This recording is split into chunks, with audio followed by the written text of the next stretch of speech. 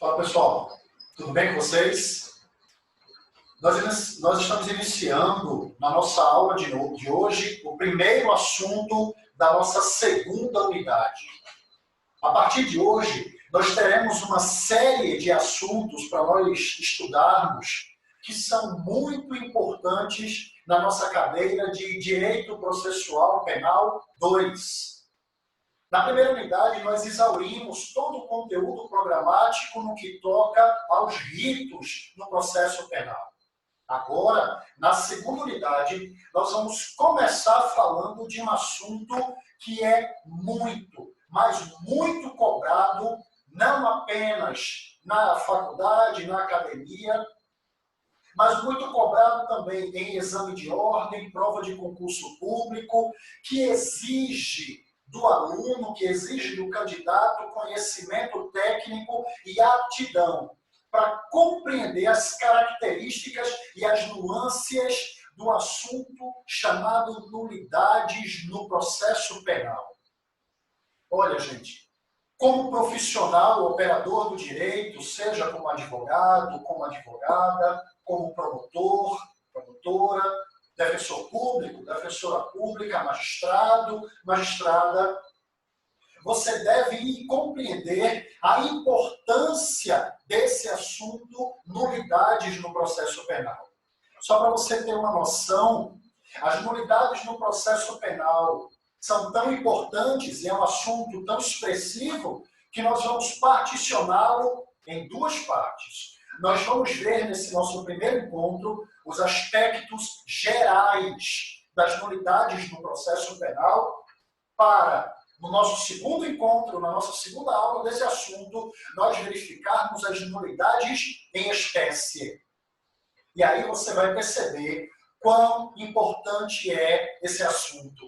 E aqui, permita-me, à guisa de exemplo, trazer uma ilustração para você. Olha, o assunto no processo penal sobre nulidades é tão importante que casos são efetivamente modificados, o rumo de um processo criminal, ele pode ser modificado de tal forma que ele volte até as suas origens. Para você ter uma ideia, lembro-me de um caso que chegou no escritório de um cliente que estava respondendo a um processo criminal e ele já estava na fase das alegações finais, pessoal.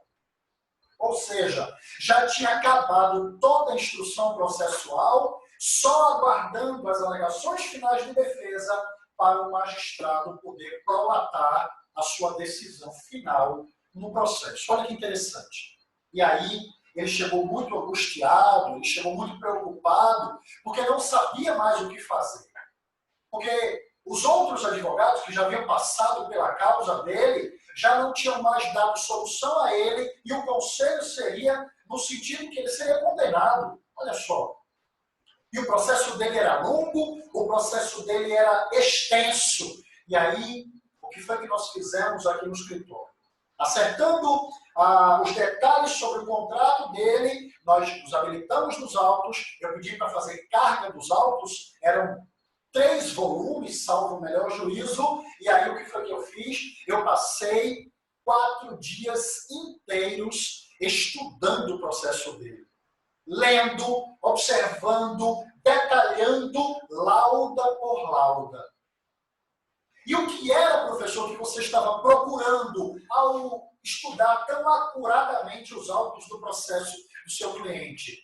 Estava procurando justamente alguma nulidade que eu pudesse agora retroagir o processo para poder acompanhar com calma os atos processuais e até melhorar as teses defensivas que foram muito deficientes ao longo da instrução processual. Veja que interessante. E o que acontece é que eu consegui encontrar nulidades que anularam toda a instrução processual. Para você ter uma ideia, o processo retroagiu ao momento imediatamente posterior à resposta à acusação, ou seja, no embrião da instrução processual. Eu consegui fazer com que todos aqueles atos processuais que advieram depois da audiência de instrução e julgamento, que foi o momento em que eu encontrei a nulidade processual, fosse anulado e tivesse que ser repetido, só para você ter a noção da importância do tema nulidades no processo penal. As nulidades no processo penal, elas encontram fundamento legal, amparo nos artigos 563 a 573 do Código de Processo Penal, dos quais nós vamos analisar friamente cada um desses artigos para poder conversar sobre essas hipóteses de nulidades. Mas aí, nos considerações propedêuticas, considerações iniciais, a primeira informação que eu trago para você é quanto ao conceito doutrinário de nulidade. Bom, nesse portento, a doutrina ela diverge um pouco. Não havendo um conceito estático sobre a nulidade, trago para vocês alguns dos expoentes que se debruçam sobre a matéria, a fim de compreendermos um pouco do que quer significar nulidade no processo penal. Pois bem, para Fernando Capês, entende-se que nulidade conceitua-se como um vício processual, decorrente da inobservância de exigências legais, sendo capaz de invalidar o processo no todo ou em parte. Olha, para Fernando Capês, portanto, a nulidade ela é um vício dentro do processo. Já para o professor Frederico Marques, a nulidade refere-se a uma sanção que atinge a instância, o ato processual, que não estejam de acordo com as condições de validade impostas pelo direito objetivo. Logo, para o professor Frederico Marques, a nulidade não é um vício, mas sim é uma sanção. Olha que interessante. Aí o professor Júlio Fabrini Mirabete, o mestre dos mestres Mirabete, ele adota uma posição eclética. Ele entende que a nulidade é, sob um aspecto, um vício, e sobre outro aspecto, uma sanção. Veja que interessante. Podendo ser definida, para o professor Mirabete, como a inobservância das exigências legais, ou como uma falha ou imperfeição inválida, ou que pode invalidar um determinado ato processual ou todo um processo. Veja que interessante. E aí você já deve estar dizendo assim, mas professor, dê-me um conceito mais simplificado para que eu possa fazer minha construção cognitiva? Pois bem, pense que a nulidade constitui-se em vícios que contaminam determinados atos processuais praticados sem a observância da forma prevista em lei, podendo tornar aquele ato sem efeito no mundo jurídico.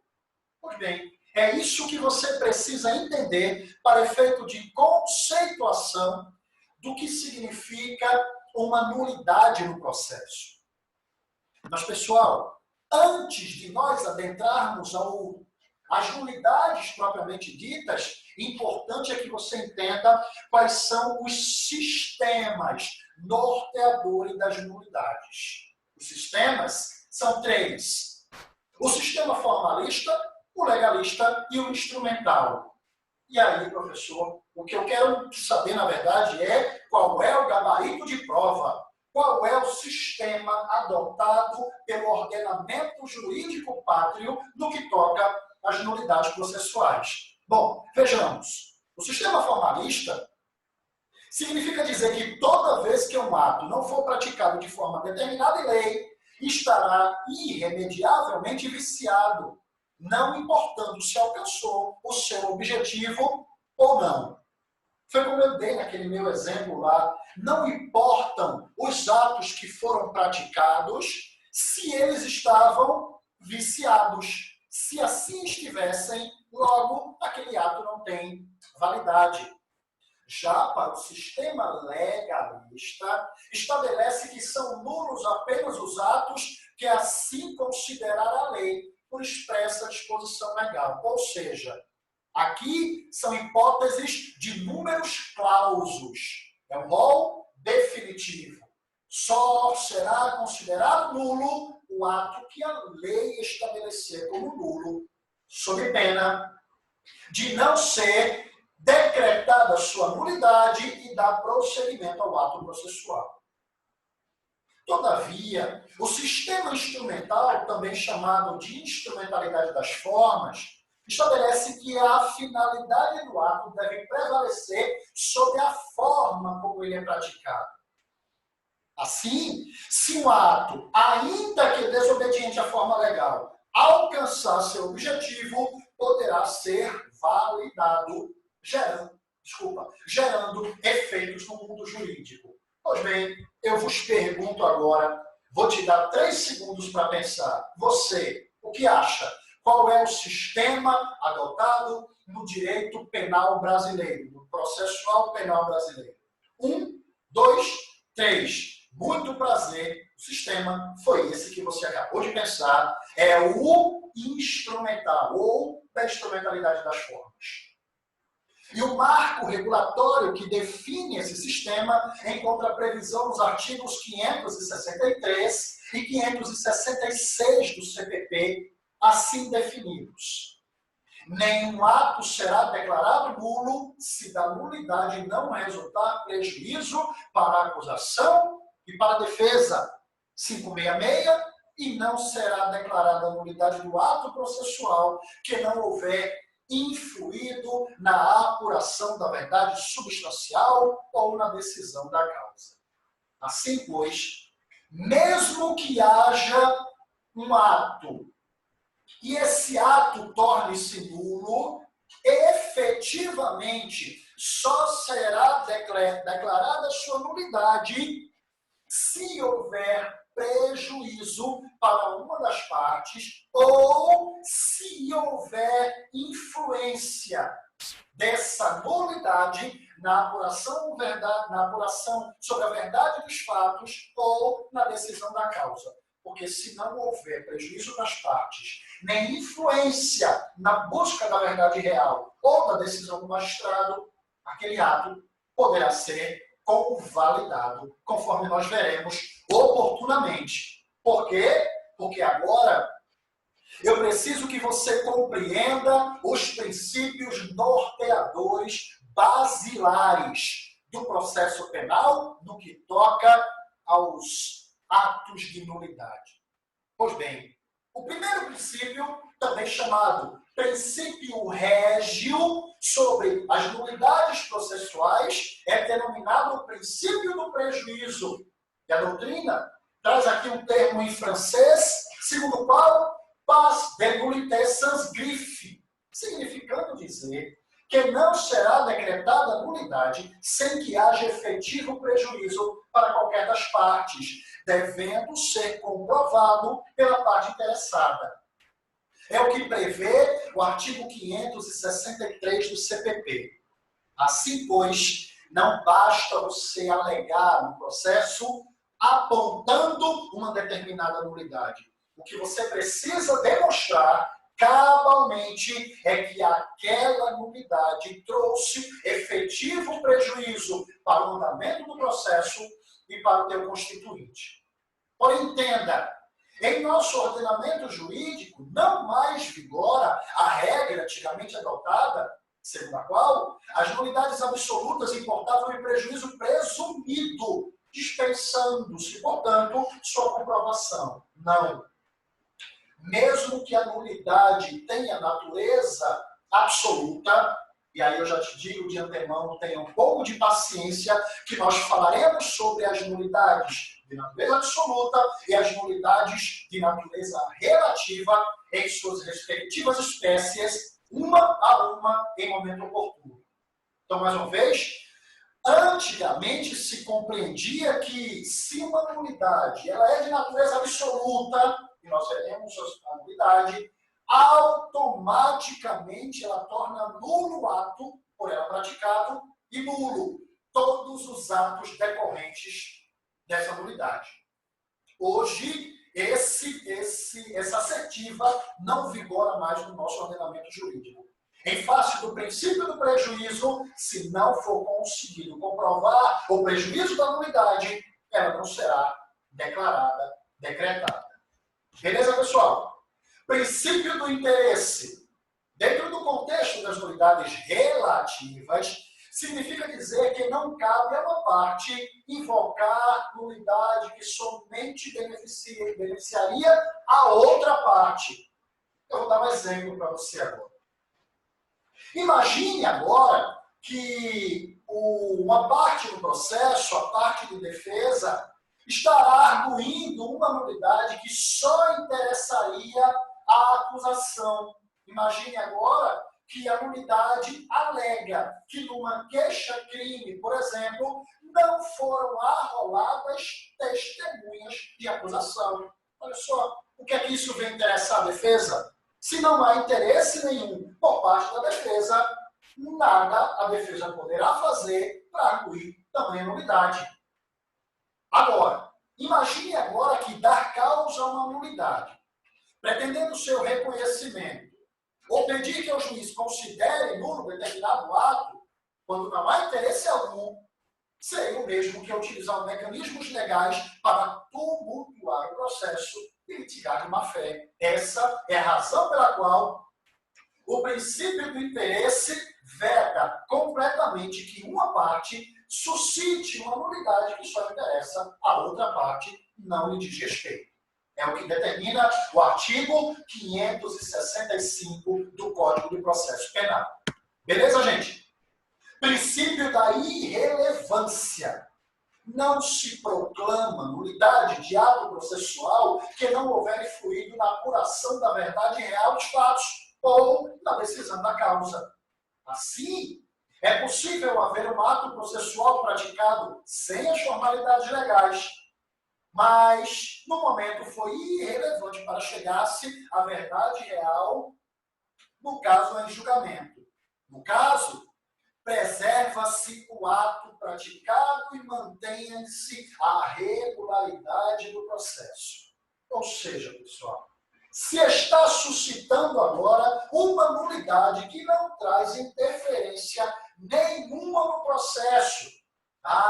Mas é porque a lei estabelece agora que no auto de prisão e flagrante delito, o recibo de culpa deve ser entregue ou entregado, como você preferir, ao condutor da prisão. Mas não foi. Se não foi, ato ilegal. Mais modernamente, o Código de Processo Penal estabelece que no momento da prisão de um indivíduo, deve-se verificar se ele tem filhos e se tem filhos com deficiência. Imagine que isso foi esquecido pela autoridade policial.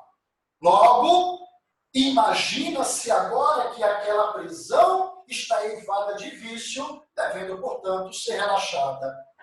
Não, não deve. Se aquela nulidade não atingiu substancialmente o ato da prisão, ela é irrelevante, conforme a predefinição do princípio da irrelevância. Seria diferente, a exemplo, de uma prisão ter sido efetuada mediante uma prova obtida por meio ilícito. Um flagrante forjado, por exemplo, foi implantado drogas no carro, na casa de um indivíduo, a fim de realizar sua prisão. Logo, há nulidade absoluta, naquele caso, para que anule aquele procedimento. Não nulidade absoluta, no sentido mais amplo da palavra, que nós já veremos oportunamente, mas nulidade absoluta, no sentido de aquela prisão é absolutamente nula, devendo ser relaxada. Tudo bem, turma? Princípio da convalidação. Bem, primeiro é importante você entender que convalidar significa tornar válido o ato jurídico que faltou certos requisitos legais.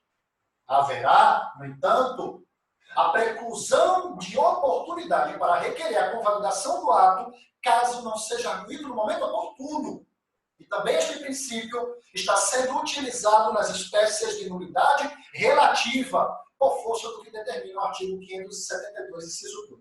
Significando dizer que existirão certas nulidades relativas, que mais uma vez repito, falaremos em momento oportuno, que elas têm um prazo para ser arguída. Porque se ela não for arguída naquele prazo estabelecido na lei, precluirá o direito de requerer sua nulidade. E assim sendo, a nulidade perderá seus efeitos, dando fiel prosseguimento aos atos processuais. Princípio da causalidade, também denominado por alguns doutrinadores de princípio da contaminação ou da sequencialidade ou da extensão, significando dizer que a nulidade de um determinado ato processual pode acarretar a nulidade de outros atos dele decorrentes, constituindo a mostra da natural conexão dos atos realizados no processo, objetivando a sentença. Olha, gente, lembra que no começo da nossa aula eu falei de um exemplo em que eu me deparei no meu escritório? Veja, quando o ato que foi por mim apontado inválido, e o ato foi a ausência da defesa na audiência de instrução e julgamento, na verdade, eu arguí 2 atos de nulidade. Um foi a ausência de membro do Ministério Público na audiência de instrução e julgamento, como fiscal da ordem jurídica. E 2, a ausência de advogado de defesa do acusado. Veja, o que acontece é que numa audiência anterior, o réu tinha nomeado o advogado do outro corréu para ser seu patrono, isto porque a sua advogada tinha abandonado a causa. Então, como ele se viu sem advogado na instrução, o que foi que ele fez? Ele nomeou o outro advogado, o advogado do outro corréu, como seu advogado também. Como não havia procuração na hora, o que foi que fez? Constou-se na ata que o advogado do outro corréu também seria advogado desse meu cliente na época. O que acontece é que a procuração foi apodiacta. Foi uma procuração só para aquele ato. Foi uma procuração exclusiva para aquele ato. Ocorre que nova audiência de instrução e julgamento foi marcada para dar continuidade à instrução processual e, mais uma vez, compareceram todas as partes. Nessa, inclusive, o promotor de justiça também estava presente. Porém, este meu cliente veio sem um advogado e o outro corréu veio com o advogado dele e todos imaginaram que só pelo fato do outro advogado, ter aparecido, assim como ele foi advogado do meu cliente na audiência passada, automaticamente já seria dessa. O que aconteceu? Não houve nomeação desse advogado na ata de audiência. A audiência foi realizada toda. Marcou-se uma nova audiência de continuidade da instrução, dessa vez com a ausência do promotor de justiça. Encerrou-se a instrução processual e o juiz abriu prazo para as partes oferecerem suas alegações finais em forma de memoriais.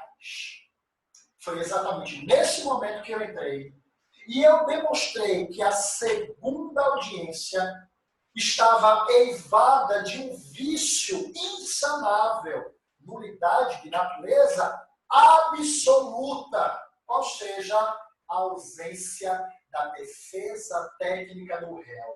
Isto porque, na primeira audiência, constava na ata nomeação apodiacta para que aquele advogado atuasse na causa do meu cliente. Já na segunda audiência, nem constou em ata a procuração apodiacta e nem procuração física foi juntada aos autos. Assim, pois, o meu cliente passou toda a audiência sem advogado. E em face do postulado da ampla defesa postulado este de natureza constitucional, significando dizer, a ampla defesa dividida no binômio autodefesa e defesa técnica. Como a defesa técnica foi partida, meu cliente ficou sem defesa na audiência e aquela audiência foi nula. Bem como nulo foi, ou nulos foram, todos os atos decorrentes posteriormente à audiência. Isso por força do princípio da causalidade, ou da contaminação, ou da sequencialidade ou extensão. Referido princípio é uma forma, resguardadas todas as proporções, do princípio do fruto da árvore envenenada. Olha, gente, o fruto da árvore envenenada implica em dizer que todo e qualquer ato produzido depois daquele ato nulo, ele não tem validade. É como uma árvore envenenada que produzissem frutos e todos eles seriam envenenados em decorrência dela. Daí você entende da importância dos princípios no processo penal relativamente ao assunto em tela, nulidades processuais. Princípios esses, por demais, importantes para que você não esqueça. Agora, gente, entenda, não confunda um ato nulo com um ato inexistente. Isto porque o ato inexistente é o maior e mais grave de todos os vícios que podem macular um ato, atingindo-lhe elementos essenciais. Quando o ato for inexistente, não há se falar em nulidade. Isto por quê? Porque não se pode tratar como nulo aquilo que não existe. Por esse mesmo motivo, também é desnecessário o procedimento judicial declarando a inexistência do ato. Por quê? Porque o ato não existe. O ato inexistente é simplesmente desprezado, ignorado. A hipótese de inexistência do ato não admite convalidação, renovação, uma vez que a única forma de sanar o defeito seria refazer aquele ato.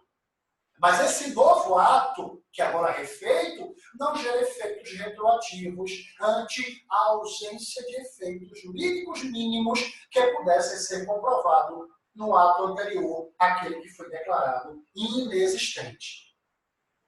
O ato inexistente é a pior e a mais grave de todas as sanções que recaem sobre o ato processual. Por exemplo, imagine agora a hipótese em que uma audiência de instrução e julgamento, o juiz presidente da audiência falta. E agora, ou o promotor de justiça ou o advogado resolvem presidir aquela audiência, presidir os trabalhos. Bem, por óbvio, como eles não possuem poder jurisdicional, tudo o que acontecer naquela audiência será absolutamente inexistente. Eles só aconteceram no mundo real por causa da física, mas eles não geraram efeito nenhum para o mundo jurídico, devendo, portanto, aquela audiência ser renovada, repetida, começando tudo de novo. Então, imagine que nessa audiência houveram a oitiva de vítima, oitiva de testemunha arrolada por acusação, oitiva de testemunhas arroladas pela defesa, acariação, ouvida de perito. Imagine agora que houve interrogatório do réu, sem a presença do magistrado, presidido pelo promotor de justiça. O ato simplesmente não existiu. Beleza, gente? Agora, cuidado. Não confunda nulidade com ato inexistente e atos irregulares ou atos de irregularidades. Veja, este é mais brando. É o menor de todos os vícios que pode atingir um ato jurídico, pois lhe afeta elementos acidentais. Aqui, o ato existe, é válido e é eficaz. Nesse caso, a lei não combina nenhuma sanção ao ato irregular. que assim não precisa ser renovado, nem haverá necessidade de manifestação do magistrado sobre sua validade. Aqui, à guisa de exemplo, imaginamos a hipótese de uma denúncia que foi oferecida em face de um réu sem rol de testemunhas. Bem, isso é uma mera irregularidade que não afeta substancialmente no curso do processo e, portanto, pode sim perfeitamente ser convalidado e mantendo sua eficácia da prosseguimento ao feito. Exemplo, falta de pedido de condenação na exordial acusatória. Ao final, o excelentíssimo representante do Ministério Público esquece de colocar o clássico parágrafo diante do exposto. Este representante ministerial requer a condenação de fulano de tal nos estritos rigores dos preceitos secundários do artigo tal e tal e tal do Código Penal ou da legislação penal extravagante, pelo qual pede deferimento, não haverá nenhuma irregularidade neste ato que seja passível de nulidade da denúncia, de forma alguma. Assim como, imagine agora que num laudo pericial, o perito esqueceu de colocar sua qualificadora. Desnecessário, visto que aquele perito, sendo perito oficial de órgão oficial, dispensa sua qualificação. A não ser que fosse um perito particular que, se fizesse necessário, comprovar que ele tinha aptidão para realizar aquela perícia. Atos de nulidade absoluta. Eita, professor, graças a Deus, nós vamos enfrentar agora as espécies de nulidade absoluta. Ainda não. Vamos tratar apenas de um conceito ou designação mais técnica do que vem a ser nulidade de natureza absoluta. Trata-se de vício que atinge normas de ordem pública, pessoal. Como tais consideradas aquelas que tutelam garantias de matéria tratada diretamente ou indiretamente pela Constituição Federal, como foi o exemplo que eu dei a vocês, de uma audiência sem o advogado de defesa. O ato existe, porém, uma vez reconhecido seu vício, jamais poderá ser considerado válido e eficaz, sendo insanável e não estará sujeito à preclusão. Percebe-se que, ao contrário do ato inexistente, em que o ato é simplesmente desprezado, aqui necessita-se de um pronunciamento judicial para reconhecer aquela mácula. Gente, cuidado com essa observação que eu vou mostrar para vocês aqui agora. A nulidade de caráter de natureza absoluta, ela poderá ser arguído em qualquer tempo e grau de jurisdição. Por quê?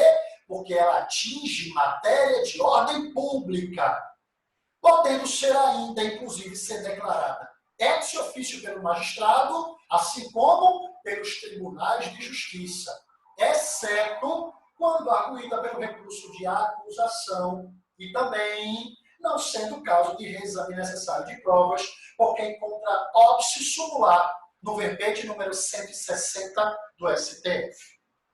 Nós vamos falar das espécies de nulidade absoluta em momento oportuno, porque agora vejamos as nulidades relativas, que são aquelas que não interessam a matéria de ordem pública. Por quê? Porque elas interessam a ordem privada, interessam as partes. Aqui, o ato existe, mas a sua validade e eficácia dependem da ocorrência de condições suspensivas, ou seja, de evento posterior que suspenda o óbice existente ao aproveitamento do ato e à produção de seus efeitos no processo penal. Como nos casos de nulidade absoluta, também faz-se necessário o pronunciamento judicial para declarar e reconhecer aquela mácula. O prejuízo, neste caso, de nulidades relativas, deverá ser comprovado, não sendo possível seu reconhecimento a partir de mera presunção de que tenha a parte sofrido algum dano processual em decorrência da inobservância de forma prevista em lei. Foi o que nós vimos quanto ao princípio do prejuízo devendo ser comprovado pela parte. Beleza, pessoal? Com isso, nós finalizamos a primeira parte da nossa aula de nulidades e, se Deus assim nos permitir, na nossa próxima aula, nós tocaremos sobre as nulidades em espécie, abordando uma a uma das nossas nulidades de caráter absoluto, bem como as nulidades de natureza relativa. E aí você já sabe, está com dúvida, mande sua pergunta lá para o professor, no nosso grupo do WhatsApp, que eu estarei à disposição e com prazer de nós as examinarmos. Beleza, gente? Fica com Deus, um forte abraço e até a próxima aula, se Deus assim permitir.